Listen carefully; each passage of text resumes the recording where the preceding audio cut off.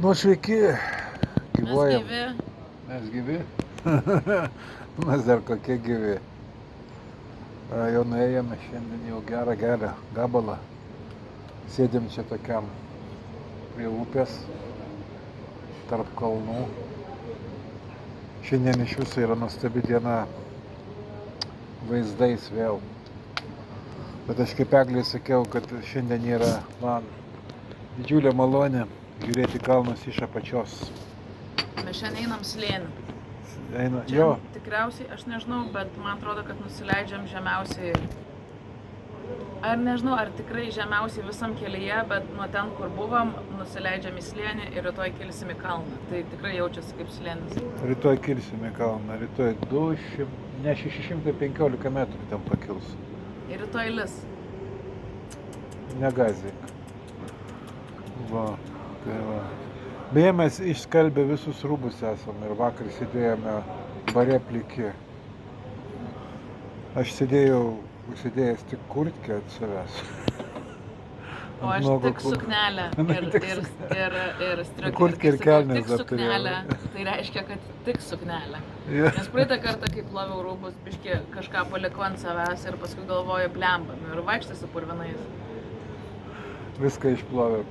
Išskalbė labai gerai. Ir iš tiesų tą suknelę, kurią pasiėmiau, jinai gelbėja. Gelbė.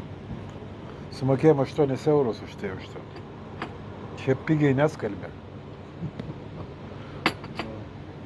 Ne, kaip už 4. 4 eurai skalbimas, 4 džiovinimas. Nu, Bet be džiovinimo tai kaip ir... kas iš to? Jo. Čia visada problemos yra. Įsiskalbti tai nėra tokių problemų. Ten dušė nueini ir įsiskalbi kažką, žinai. Bet džiovinti yra. Nėra vis tiek laiko. Mes ateinam vakare ir jau temsta. Ir tada nėra nei saulės, nei nieko. O ryte reikia susirinkti ir nešdintis. Tai dažnai ant kuprinės ką nors ten kojinės ir triusikus ant kuprinės džiovinu. Aš asmeniškai. Aš jau vakar buvau, bet į kišenę įsidėjus apatinius. Išdžiuvo. Jau yra pastumta ta riba, ką veikia kelyje. Vakar beje gyvenam su prancūzais, kurie iki sekmadienio užsibukino, kur gyvens. Ir tėtis sako, jūs čia viską bukinat? Taip gal net truputėlį pašaipiai. Ir tas prancūzas sako, o tu jūs ką nieko nebukinat? Ir mes jiems sakom, nu. Mes abu kartu sakėm, ne. Jo, ir jie negalėjo patikėti. Sako, tai kaip čia taip yra, tai kaip jūs surandat, kur gyvent? Ir nebuvo ką atsakyti, nes... Nu, jie tokie būtų pedantai, ten, žinai, ten sėdi su visokiam diagramom, ten, žinai, žemėlapiai pas juos, ten, žinai, Labai buvo susirūpinę, kur ten gyventi ir tada mes šalia kaimynai, kurie, dienos eigoje paskambinam kažkur, paklausim, ar yra vietos ir ten ir nueinam. Nu. Tai buvo įdomu. Kol kas sekėsi mums. Iki šiandien. Nežinau, kaip. Jo reikia, mums dabar varom, biški gal geras oras, tai šiandien norim numinti neblogai kilometrų, kad būtų biški mažiau liktų iki to Santiago ten, žinai. Nes šiaip įžengėm į Galiciją, o Galicija yra lietingiausias Ispanijos regionas. Čia lietus yra nuolatinis dalykas, sakė, ir Santiago, Komposteloj, sako, lyja dažniau negu bet kur, žinai. Tai ten tas gulėjimas ant aikštės yra labai tiem, kurie pasisekė. Taip pat kaip ir tą smilkalą didelį po bažnyčią belakstantį pamatyti irgi ne visiems pavyksta. Nenoriu prikalbėti, bet šita kelionė visai sėkminga mums suteikia. Jo, mums sekasi šiaip jau. Gal ir, kaip čia sakyti, sekasi. Gal dėl to, kad mes katalikai. Jo, man atrodo, kad tiesiog Dievas mus lydi. Nes su to sekimusi visai galėtų būti, bet jau tikrai ne vieną kartą pasisekė.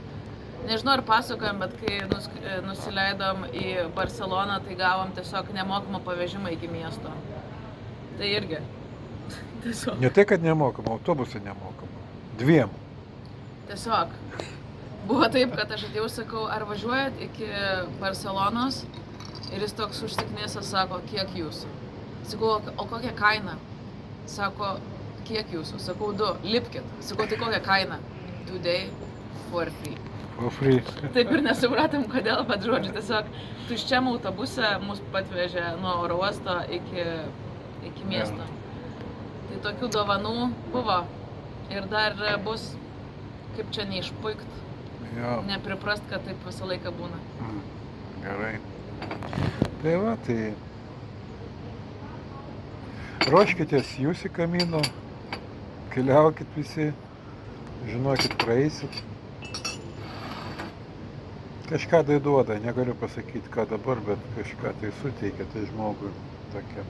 Šiaip aš iš jūsų eidamas pagalvojau, kad, va tokia, netgi kelionė tai yra, žinai, kai eini pėsčias ir matai, žinai, ir aš pagalvoju, jeigu aš su mašina pravažiuočiau dabar va tuos visus vaizdus, reiškia, tai neįstriktų tie. Yra pakankamai laiko įsisavinti tą, į save įsiurbti, pamatyti, išgirsti, kaip upė šniokščia, čia krioklių yra tokių, žiūrėti tos kalnas ir ten, kaip debesis jas apgaubia, žinai. Reikia laiko, šiek tiek, daugiau negu važiuojant mašina. Ir prie to pridedant, Google, pavyzdžiui, jeigu įvedi, kiek liko nueiti, Google visą laiką primena, kad jeigu suvažiuotum su mašina, tai tik 12 minučių užtruktų. O taip pusantros valandos. Nežinau, su kuo žvengiau, bet žvengiam iš to, kad Google niekada nepraleidžia progos tau primint, kad su mašina čia labai arti. Tai va. Nu ką, ačiū už paramą, ačiū už visus tos komentarus. Nelaikinkit kiekvienos nuotraukos, ten paskui Kas antrą. kas antrą laikinkit. Kažkokį algoritmą gal išsimes. Gerai, iki, ate.